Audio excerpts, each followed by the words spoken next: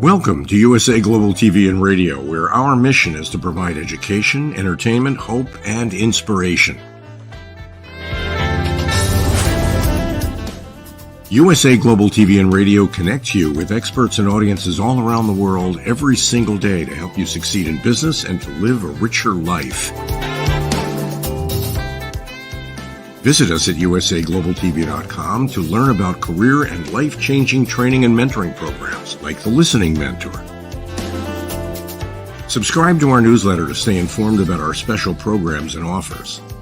Discover how you can become a guest on one of our shows or a host or producer of a USA Global TV and Radio show of your very own. That's USA Global TV and Radio, where the doctor is always in.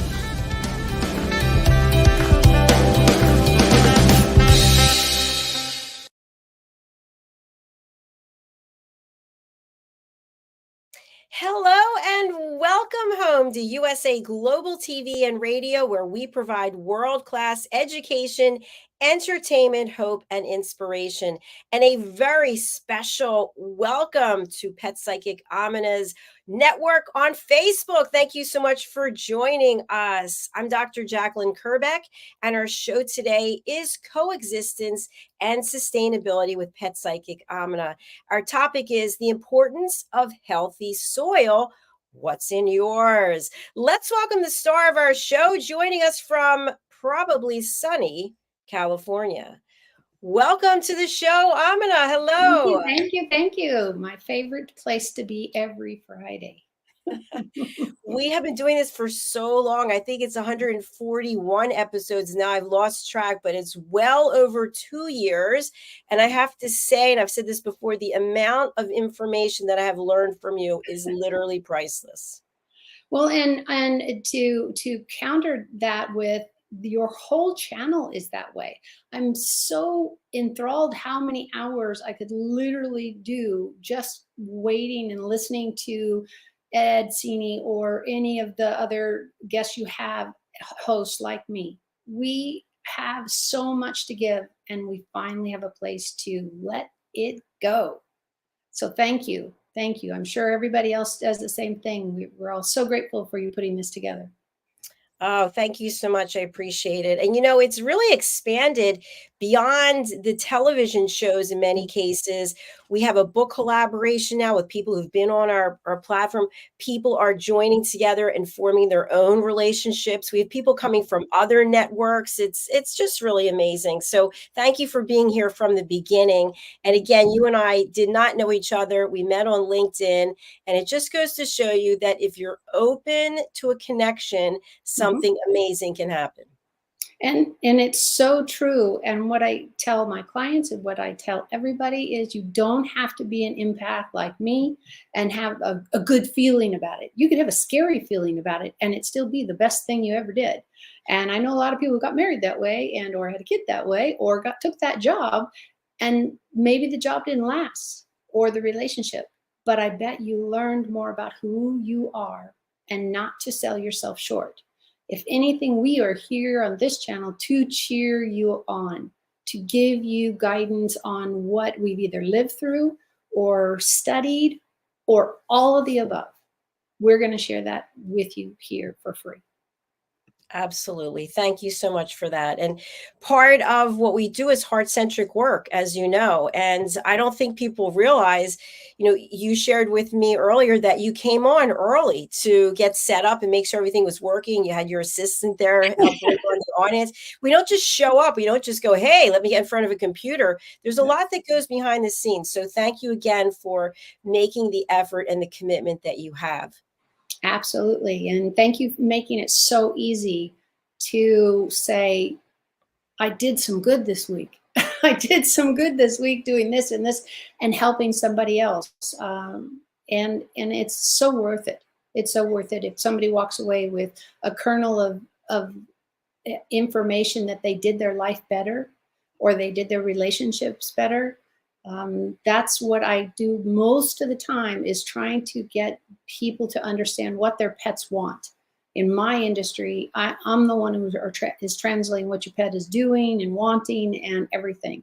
And being a trained trainer for that, people or animals. It does help have education. I absolutely am a big fan of education, but also trust yourself. Trust yourself. If you have maybe an ounce of interest in something, look into it. It doesn't mean you'll have to be there forever or in that career forever.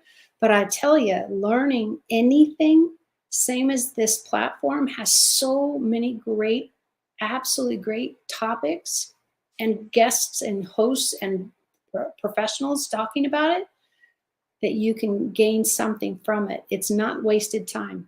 And it's so easy to put the radio on and put your earbud on and get the dinner cooked, or tune out the kids, or just sit and enjoy it.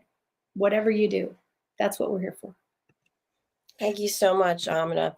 And we've got a great topic today. And before we go into healthy soil, I mentioned this on a couple of shows. I'm just going to bring it up now because it's something I struggle with when it comes to coexistence. And maybe there's other folks out there who share the same thing. And I've talked about the fact that we have these iguanas. Mm-hmm.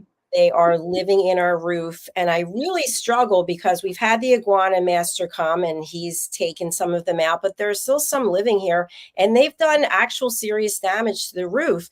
Right. And I'm kind of tormented because when we had the roofing company out here and I said, what can we do? And he said, I have had iguanas when I was a kid. I was raising them. And he said, the only way to get rid of them is to kill them.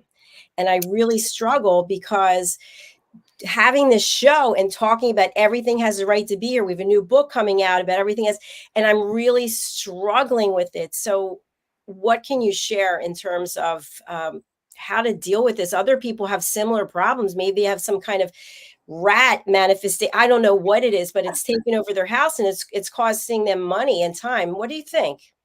Well, this is one of the hardest questions I ever get is, what do you do with a pet or wildlife that you're dealing with? Wildlife is a whole different thing than a pet. A pet was raised by people and meant to be in litters and then sold or adopted. Wildlife is looking at, okay, this is where I live and these are the homing choices. Let's go for the dry, easy one. So they're not malicious. They're not revengeful. They're not any of those people emotions that we get into.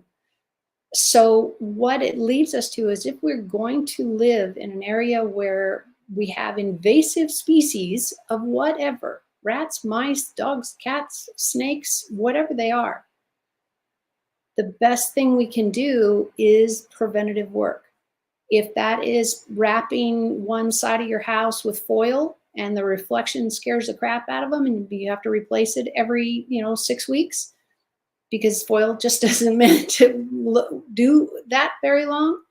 And there are lots of things on the internet. You just literally Google pest evasion or equipment that I can try, but just what you're coming up with. It is expensive on a home to not have it protected, and it's expensive to get the protection and the equipment that you need, or hire a carpenter that makes it hospitable, and then it doesn't last, because animals live in the wild for a reason. They are surviving is because they're intelligent enough to get around a problem. Housing a problem? Oh, let's go chew that piece of wood. We'll be in there. What I encourage you to do is see if, and we've talked about this before, I'm sure, see if you can get a scent or an oil or anything that is non-toxic and not lethal, because you get a few dead bodies up in your roof and I promise they will smell.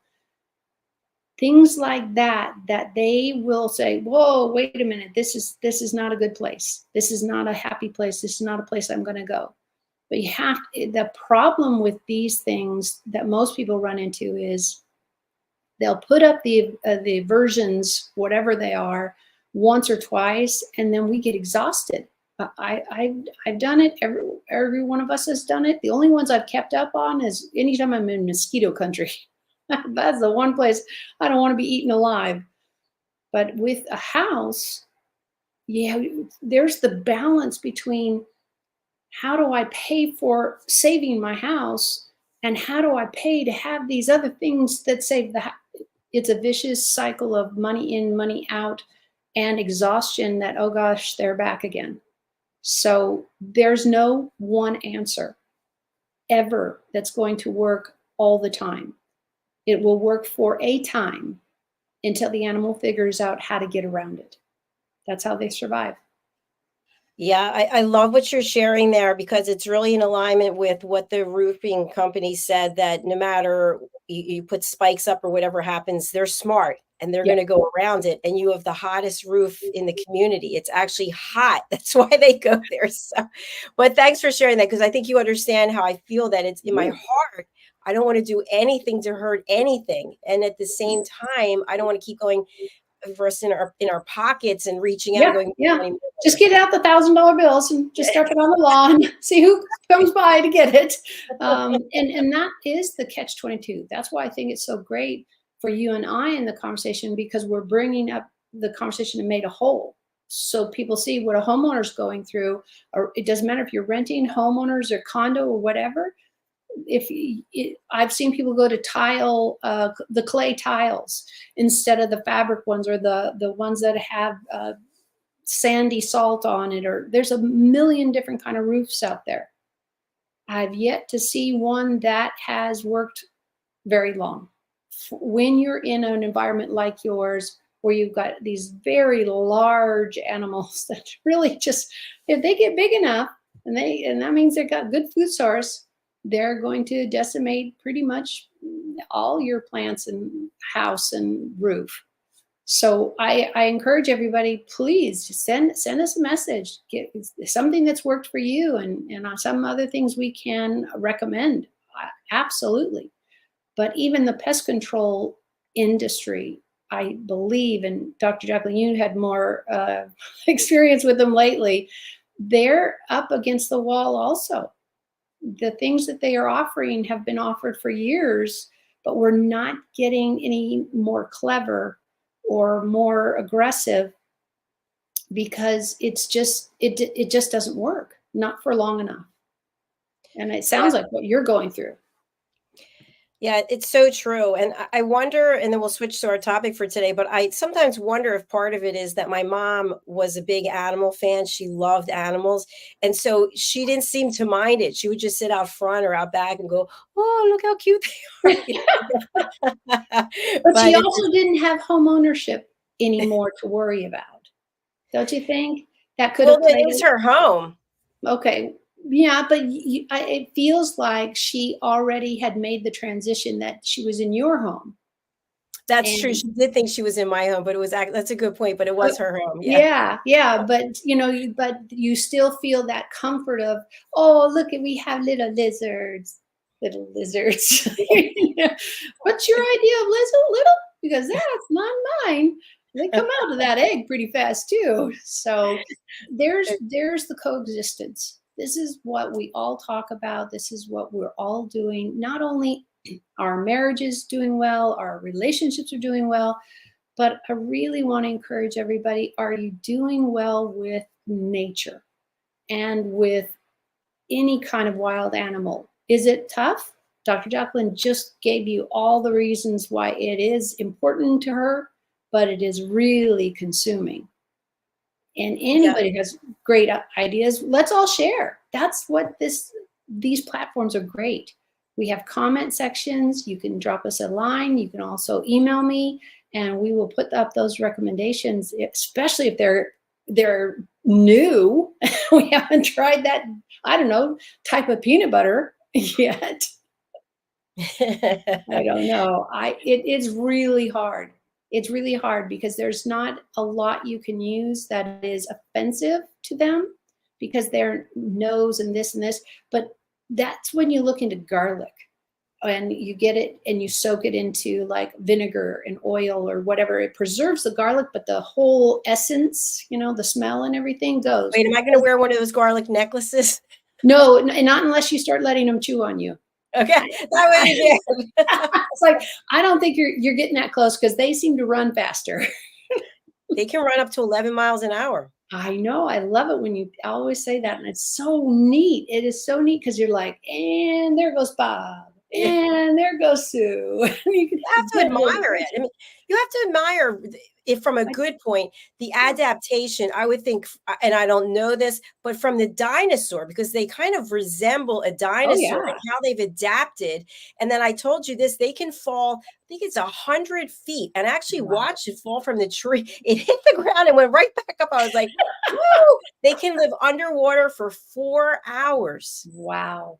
I mean, Wow. incredible. You have to respect that. Yeah, absolutely. And then you're going to go, how long do you live? Because my grass, my yard, my house is just not going. That's why with birds and iguanas and any of these very outdoor ingenuitive things, if you've ever seen one of their nests made of any of these animals, it's a work of art. Yeah. And that's why we can move those nests around and move them out. Then you need to come up with that upper step. What that is, I don't know. I'm not in your yard, and I'm not dealing with your pets and your wildlife. Those are the things. Are they afraid of bells? Bells do what? You move them, you jump on them, and they go ring at all different tones, because you can get little bells and long bells and all different tins of sound. Some animals that won't scare them at all.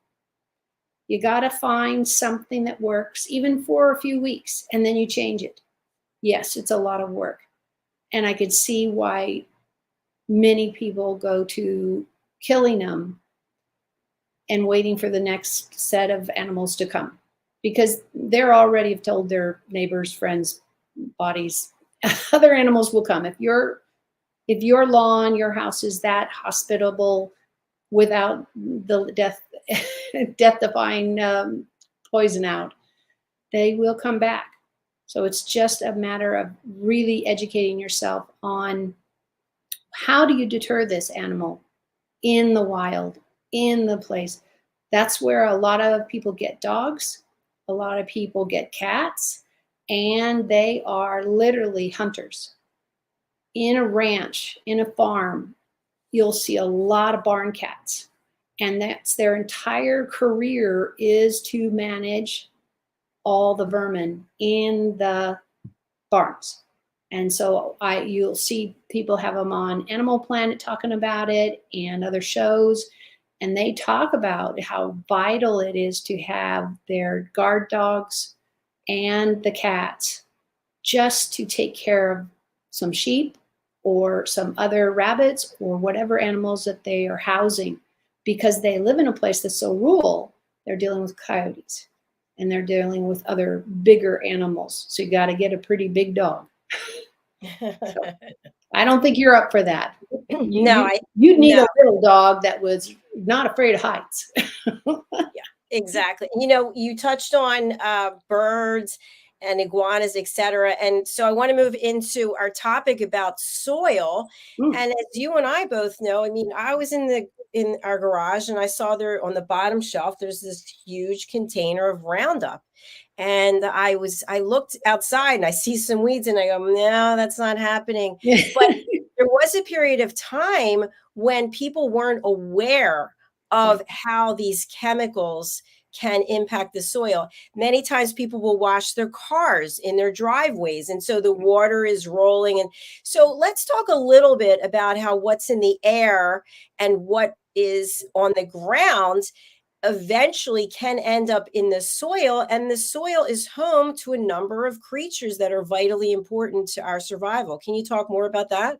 Absolutely. And even more than everybody thinks, oh, we want a green lawn, or we want to green this, or any other reason why you're going to put in bushes and trees or any kind of landscaping and grass. First and foremost is we are an ecosystem.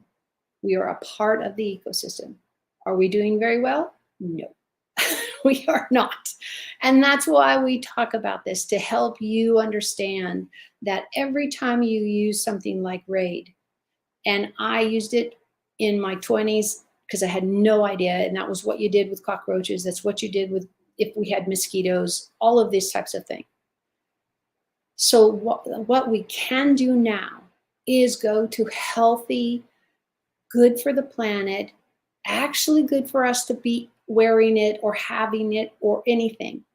We have, believe it or not, perfumes, literally perfume that you can buy over the counter. And Skin So Soft is a wonderful, wonderful product. I think it's Avon or somebody who sells that. And they have in the oils, they have a scent that literally the mosquitoes and a bunch of other bugs just don't like. And you can dab a little here, dab a little here. And you're not going to have to coat yourself, but it's baby oil, so you want to go a little bit careful on it, but it washes off of you.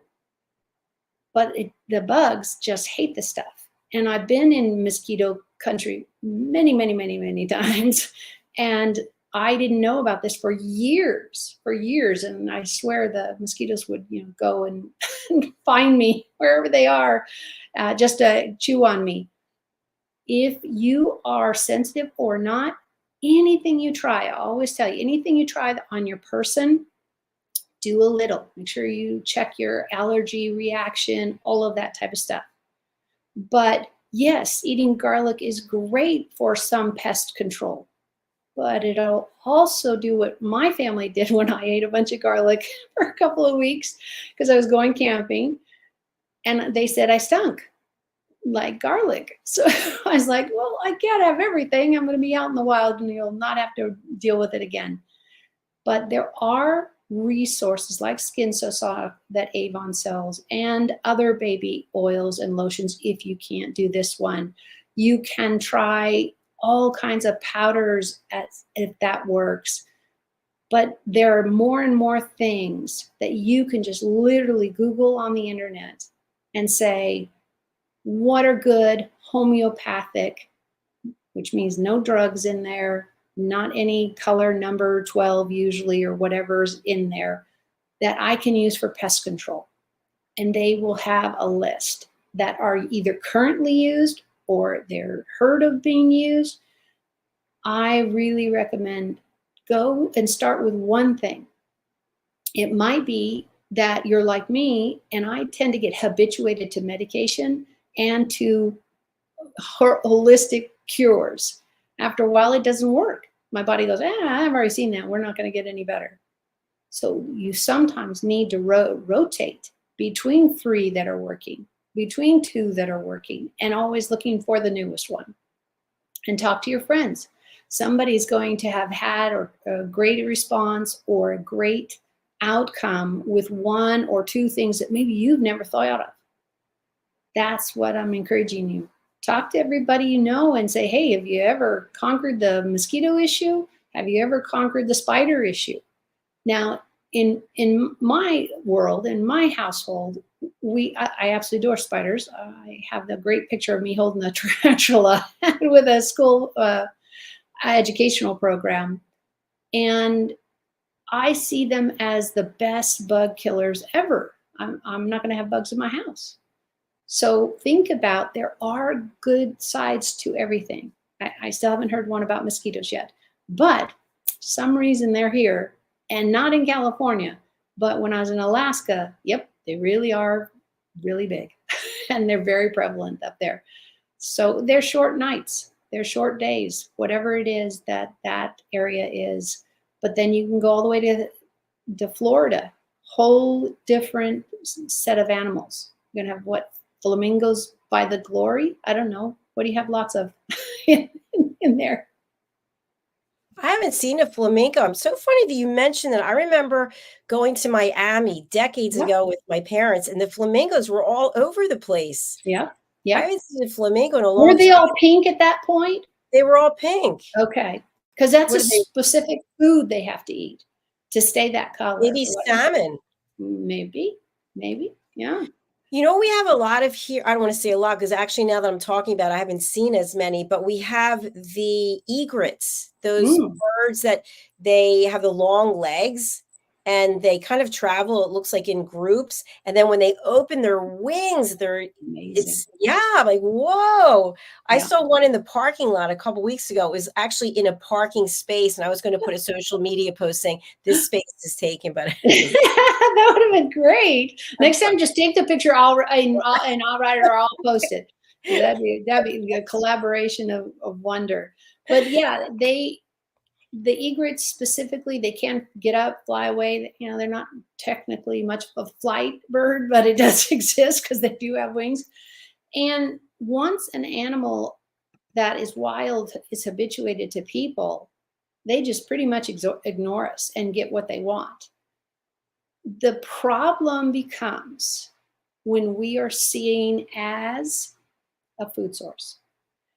If you decide to feed the wildlife whatever you want, I don't care if you're in Big Bear and you want to feed the bears, it's illegal, don't do that. And or the deer or the egrets or the leopards or whatever, lizards go running wild and they're running all to your house. That's great entertainment for you, but it is 99% possible that it's a death sentence for them. They don't delineate your house from your neighbor's house, from your neighbor's house, or whoever buys your house and moves in and is terrified of whatever animal keeps coming by.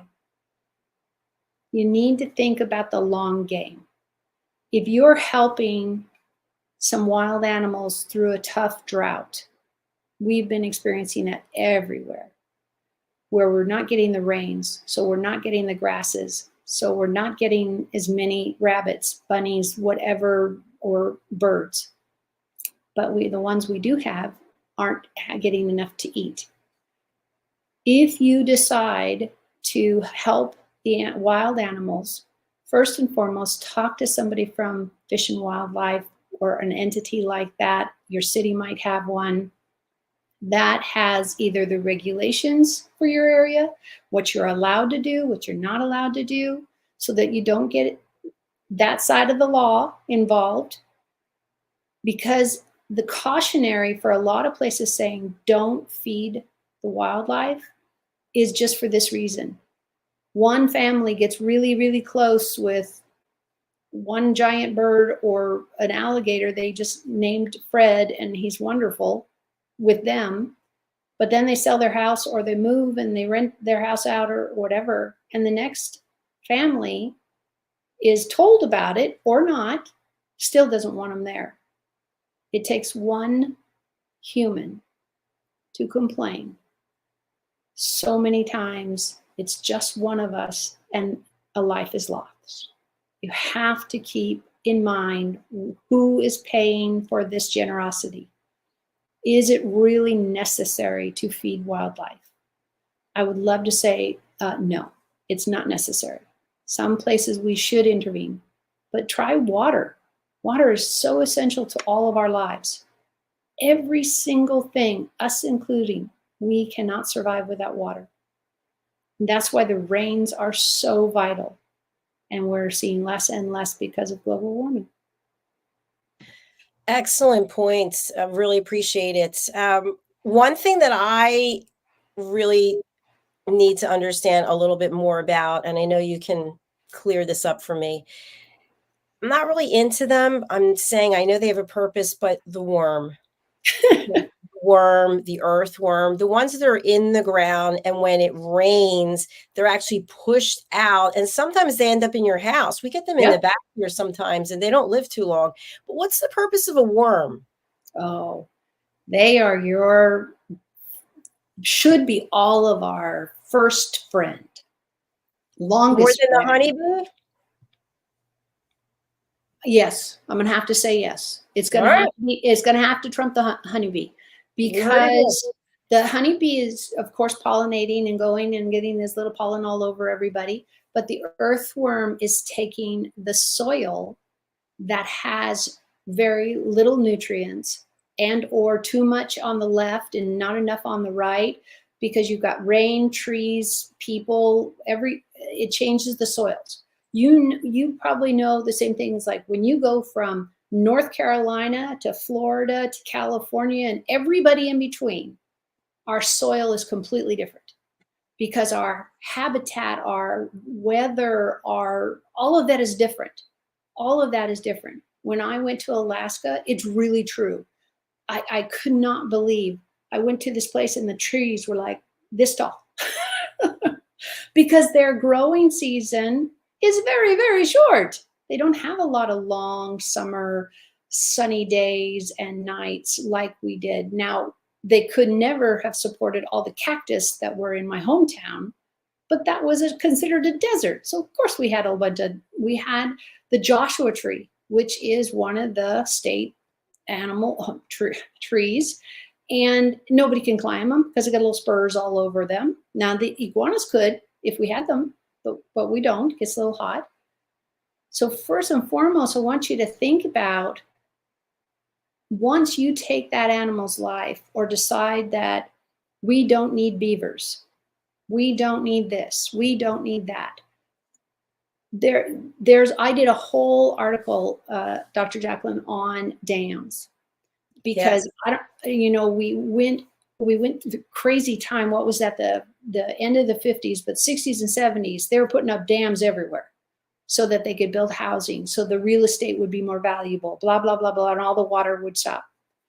And within a few years, everybody from the dam down, their economy failed or their housing failed or whatever, and they ran out of water because it was all backed up behind this dam. So we need to be really careful. What I keep wanting to hear everybody listen, be careful about what you do. Research it. Don't just talk to your neighbors. Don't just talk to, the boy next door, the girl next door, or whatever. Talk to somebody from the city, get their input, and then read up on it. There is, guess what? YouTube. There's a million YouTube videos like ours that are trying to give out great ideas.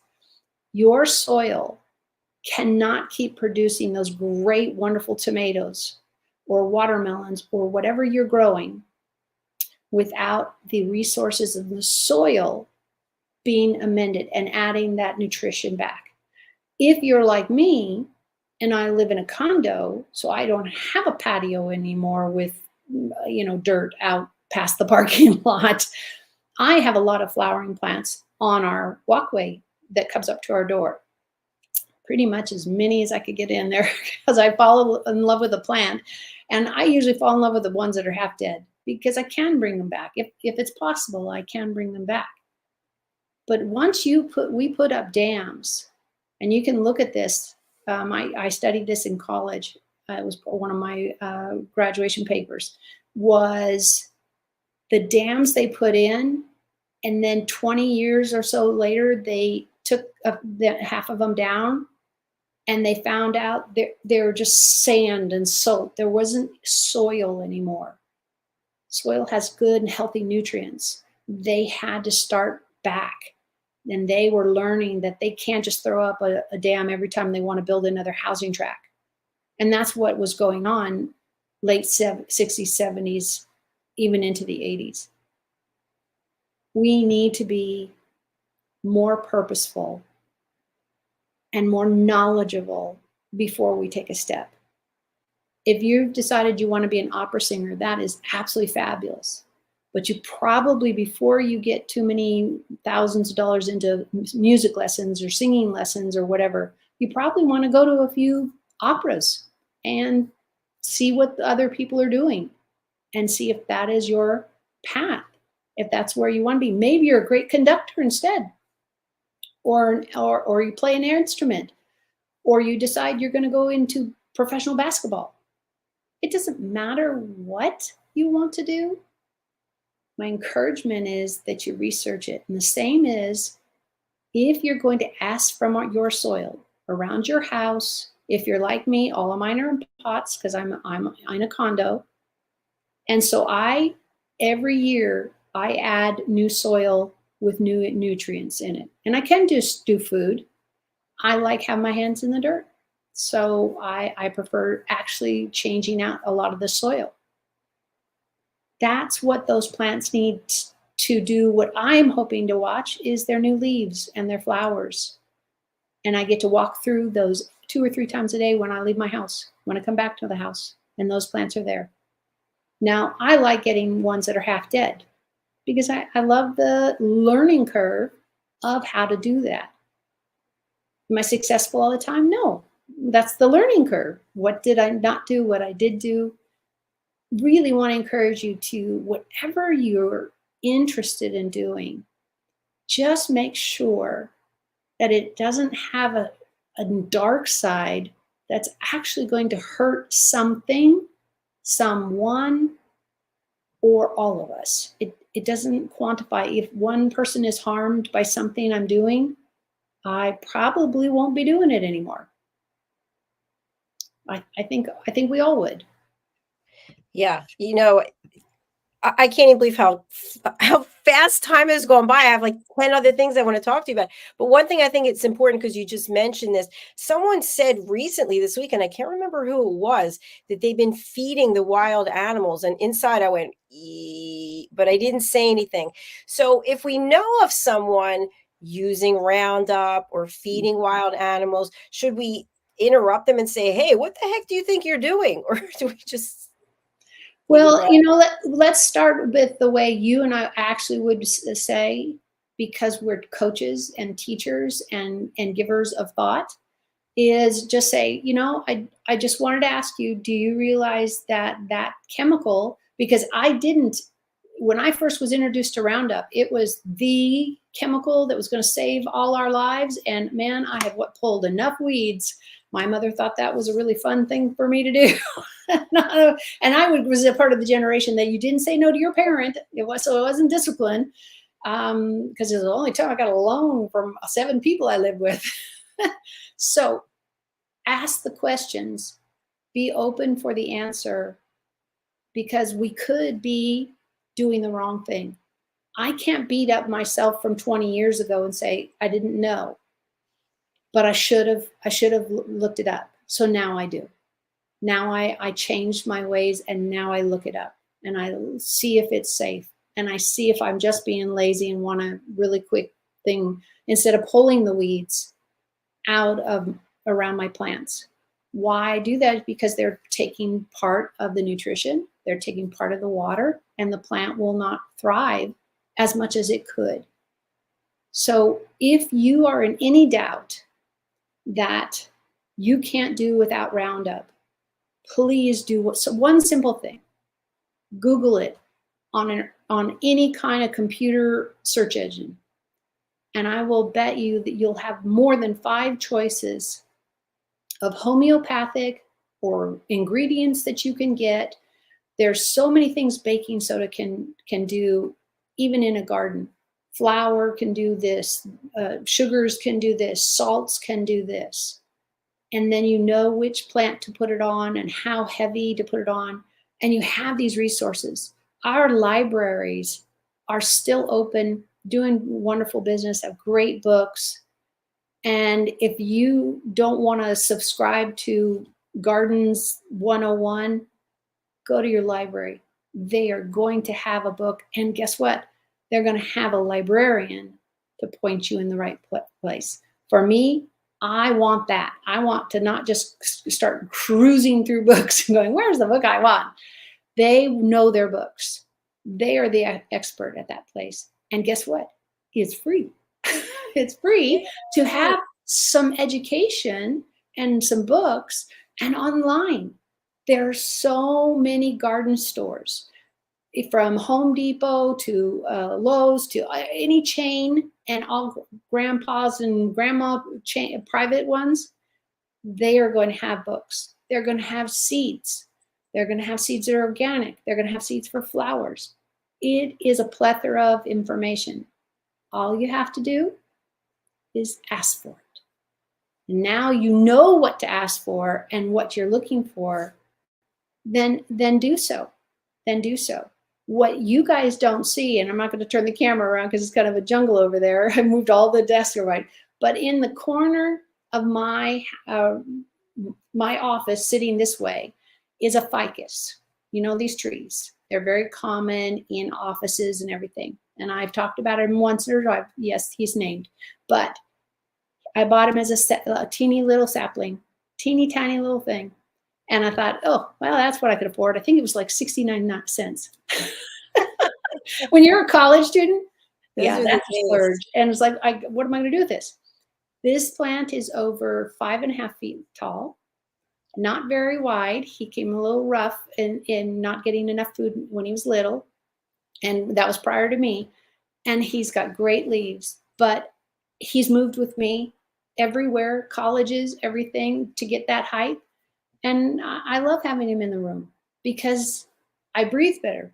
Technically, we do. We breathe better with trees or plants. I also suffered from horrible allergies. And that's when I got involved with honeybees. And I was eating honey like crazy because I was from a bee in my neighborhood you need to have it local. And I don't take allergy tablets for the last 5 years. So there are great parts of it. And what a journey you've taken with your ficus. And I think there's something to be said about that. There really is. I have taken a bunch of plants my mom had in the atrium and I put them out front and the leaves were kind of whatever. And I've been watering them and speaking to them. And now I'm watching them. And so it really is a good feeling because it is a living thing. Yeah. And we have the ability to embrace it. When they were in the atrium, I think they weren't getting the sunlight and the care that they needed. And so now I feel like I'm doing something that feels good to help another creature and the creature's life. And I just like to say to anybody out there who's watching, we welcome you to send in any topics that you would like to have us cover, because that's what we're here for. We've done 100 and I don't even know. It's some huge number of shows together. And so we've covered a lot of topics. And if there's something that resonates with you, especially AMINAH's people here on Facebook, we love to have you with us for the first time. It's fantastic. You're getting us live right now. So please do reach out.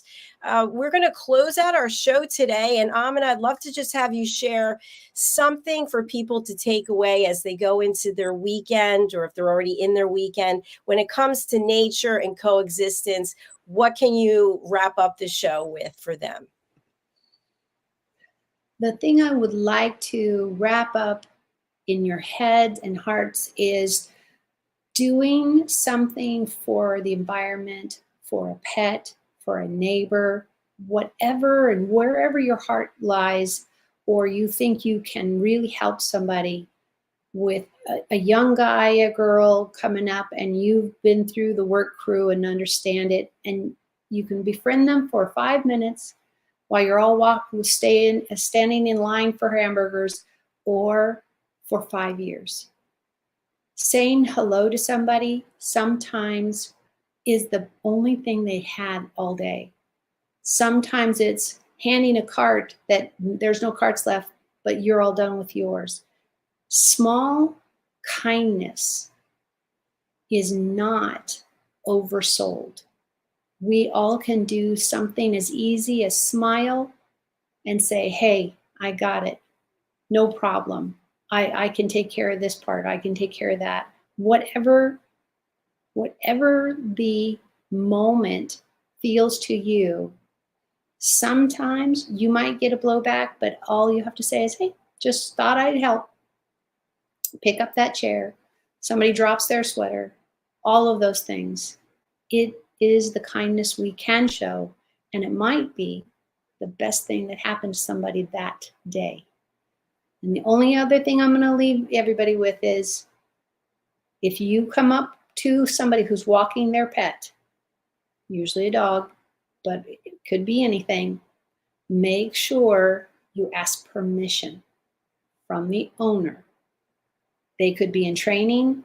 They could be having a medical emergency, so they're grumpy, whatever. It is the pet owner's decision to let you pet their pet. But you take everything after that on how it goes. So gentle, go in gentle and ask. But there's so much goodness that we can all do anything.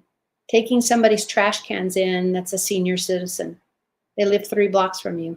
but you always notice them. That would be a huge help and a wonderful kindness to somebody. Try it. I promise you, you'll love it. Excellent. Excellent. I'm so glad you shared that. I am always amazed when I go to the grocery store and I take my things out of the cart and then I bring the cart back and I see shopping carts all over the parking lot. Exactly.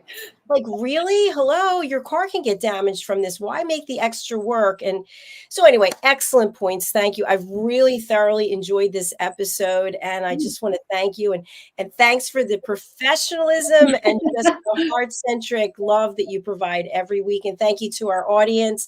We'll be back next week with another exciting topic. And again, reach out to either one of us. Our contact information is in the notes.